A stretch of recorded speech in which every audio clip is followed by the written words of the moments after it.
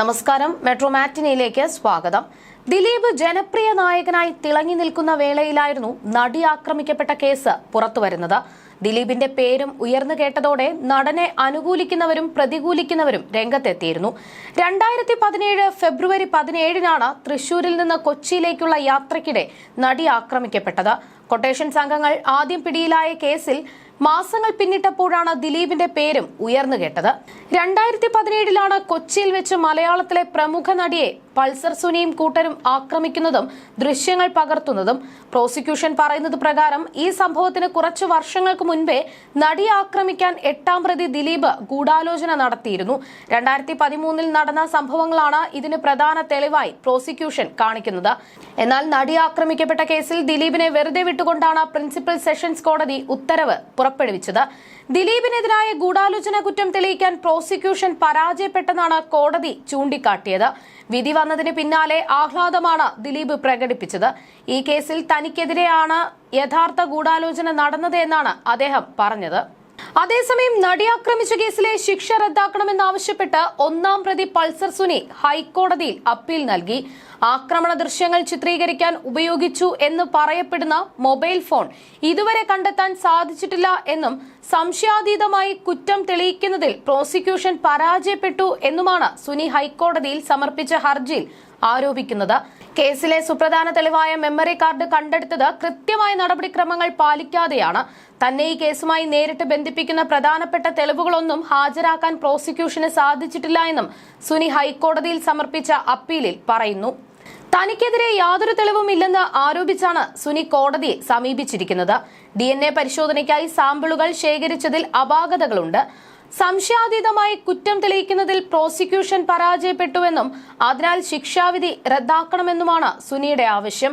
Pulsar Suni അടക്കം 4 പേരാണ് ശിക്ഷ റദ്ദാക്കണമെന്നാവശ്യപ്പെട്ട് കോടതിയെ സമീപിച്ചത്. 20 വർഷത്തെ കഠിന തടവാണ് പൾസർ സുനിക്ക് വിചാരണ കോടതി വിധിച്ചത്. കേസിൽ കുറ്റക്കാരെന്ന് കണ്ടെത്തിയ 6 പ്രതികൾക്കും 20 വർഷം തടവും 50,000 പിഴയുമാണ് ശിക്ഷ ലഭിച്ചത്.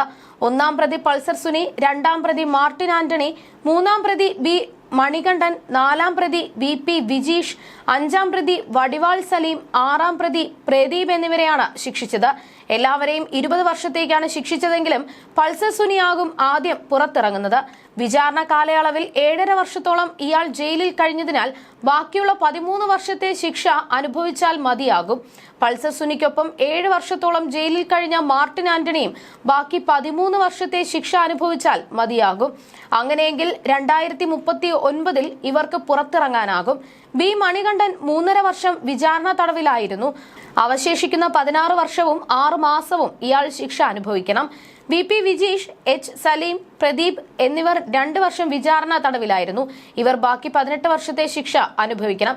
8ാം പ്രതി ദിലീപിനെതിരെ വിചാരണ കുറ്റം തെളിയിക്കാൻ പ്രോസിക്യൂഷന് കഴിഞ്ഞില്ല എന്ന് ചൂണ്ടിക്കാട്ടിയാണ് കോടതി കുറ്റവിമുക്തനാക്കിയത്. എന്നാൽ ദിലീപും പൾസർ സുനിയും തമ്മിലുള്ള ബന്ധം തെളിയിക്കുന്ന ഡിജിറ്റൽ തെളിവുകളും സാക്ഷിമൊഴികളും കോടതി പരിഗണിച്ചിട്ടില്ല എന്നാണ് സർക്കാരിന്റെ വാദം. അതേസമയം കോടതി വിധി പ്രസ്താവിച്ച ശേഷം ആദ്യ പ്രതികരണവുമായി അതിജീവിത രംഗത്തെത്തിയതും വാർത്തയായിരുന്നു. 6 പ്രതികൾ ശിക്ഷിക്കപ്പെട്ടതിൽ തനിക്ക് സന്തോഷമുണ്ടെന്ന് അതിജീവിത ഇൻസ്റ്റഗ്രാം സ്റ്റോറിയിൽ പറഞ്ഞിരുന്നു. കോടതി വിധി പലരെയും അത്ഭുതപ്പെടുത്തിയിട്ടുണ്ടാകാം. എന്നാൽ തനിക്ക് അത്ഭുതമില്ല. കാര്യങ്ങൾ ശരിയായ ദിശയിലല്ല നീങ്ങുന്നതെന്ന് 2020 തന്നെ ബോധ്യമായിരുന്നുവെന്നും അതിജീവിത കുറിച്ചിരുന്നു. കുറ്റാരോപിതരിൽ ഒരാളിലേക്ക് അടുക്കുമ്പോൾ മാത്രം കേസ് അതുവരെ കൈകാര്യം ചെയ്തു വന്ന രീതിയിൽ നിന്ന് മാറ്റം വന്നിരുന്നു. അക്കാര്യം പ്രോസിക്യൂഷന് മനസ്സിലായിരുന്നു. ഇതെല്ലാം ചൂണ്ടിക്കാട്ടി പലതവണ ഹൈക്കോടതിയെയും സുപ്രീം കോടതിയെയും സമീപിച്ചിരുന്നു. കേസ് മാറ്റണമെന്ന തന്റെ എല്ലാ ഹർജികളും നിഷേധിക്കപ്പെട്ടു. നിയമത്തിന്റെ മുന്നിൽ ഈ രാജ്യത്തെ എല്ലാ പൗരന്മാരും തുല്യരല്ല എന്ന് നിരന്തരമായി അനുഭവിച്ച വേദനകൾക്കും കണ്ണീരിനും കടുത്ത മാനസിക സംഘർഷത്തിനും ഒടുവിൽ ഞാനിപ്പോൾ തിരിച്ചറിയുന്നു. ആ തിരിച്ചറിവ് നൽകിയതിന് നന്ദി. ഈ യാത്രയിലുടനീളം കൂടെ നിന്ന മനുഷ്യത്വമുള്ള സകലരെയും നന്ദിയോടെ ചേർത്ത് പിടിക്കുന്നു. അതുപോലെ അധിക്ഷേപകരമായ കമന്റുകളും പണം വാങ്ങിക്കൊണ്ടുള്ള നുണക്കഥകളും ഉപയോഗിച്ച് എന്നെ ആക്രമിക്കുന്നവർ അത് തുടരുക. നിങ്ങൾ പണം വാങ്ങിയിരിക്കുന്നത് അതിനാണെന്നും നടി വിമർശനം ഉന്നയിച്ചിട്ടുണ്ട്. കേസിൽ ശിക്ഷിക്കപ്പെട്ട 1ാം പ്രതി തന്റെ പേഴ്സണൽ ഡ്രൈവർ ആയിരുന്നുവെന്നാണ് ചിലർ ഇപ്പോഴും പറയുന്നത്. പൂർണ്ണമായും അടിസ്ഥാനരഹിതമായ കാര്യമാണത്. അയാൾ എന്റെ ഡ്രൈവർ അല്ല, എന്റെ ജീവനക്കാരനോ ഏതെങ്കിലും തരത്തിൽ പരിചയമുള്ള ആളോ അല്ല. 2016 ജോലി ചെയ്ത ഒരു സിനിമയ്ക്ക് വേണ്ടി പ്രൊഡക്ഷനിൽ നിന്ന് നിയോഗിച്ച ഒരാൾ മാത്രമാണ് അയാൾ. കുറ്റകൃത്യം നടക്കുന്നതിന് മുൻപ് 1-2 തവണ മാത്രമാണ് അയാളെ കണ്ടിട്ടുള്ളത്. അതിനാൽ അത്തരം കഥകൾ മെനയുന്നവർ അത് അവസാനിപ്പിക്കണമെന്നും അതിജീവിത അഭ്യർത്ഥിച്ചിട്ടുണ്ടായിരുന്നു.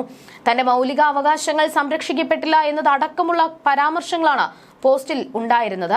കേസിലെ സുപ്രധാന തെളിവായ മെമ്മറി കാർഡ് 3 തവണ തുറന്ന് പരിശോധിക്കപ്പെട്ട കാര്യവും കേസിലെ 2 പബ്ലിക് പ്രോസിക്യൂട്ടർമാർ രാജിവെച്ച കാര്യവും അടക്കം അതിജീവിത ചൂണ്ടിക്കാട്ടിയിരുന്നു. നീതി പ്രതീക്ഷിക്കേണ്ടതില്ല എന്ന് രാജിവെച്ച പബ്ലിക് പ്രോസിക്യൂട്ടർമാർ സ്വകാര്യമായി പറഞ്ഞുവെന്ന് നടി അവകാശപ്പെട്ടിരുന്നു. മെമ്മറി കാർഡുമായി ബന്ധപ്പെട്ട വിഷയത്തിൽ ശരിയായ അന്വേഷണം നടത്താൻ പലതവണ ആവശ്യപ്പെട്ടു. എന്നാൽ ഹൈക്കോടതി നിർദ്ദേശിക്കുന്നതുവരെ അന്വേഷണ റിപ്പോർട്ട് തനിക്ക് കൈമാറിയിട്ടില്ല. ആശങ്ക ഉന്നയിച്ചും ഇടപെടൽ ആവശ്യപ്പെട്ടും രാഷ്ട്രപതിക്കും പ്രധാനമന്ത്രിക്കും വരെ കത്തെഴുതി. അതിനുശേഷം കേസിൽ പരസ്യ വിചാരണ ആവശ്യപ്പെട്ടു.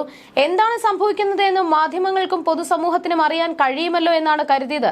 എന്നാൽ ആ ആവശ്യവും നിഷേധിക്കപ്പെട്ടുവെന്നും അതിജീവിത പറഞ്ഞിരുന്നു. You're watching me on metromatney.com. on metromatney.com. metromatney.com. Subscribe for more videos. Subscribe for more videos. Subscribe here for more videos. Subscribe now. Thank you.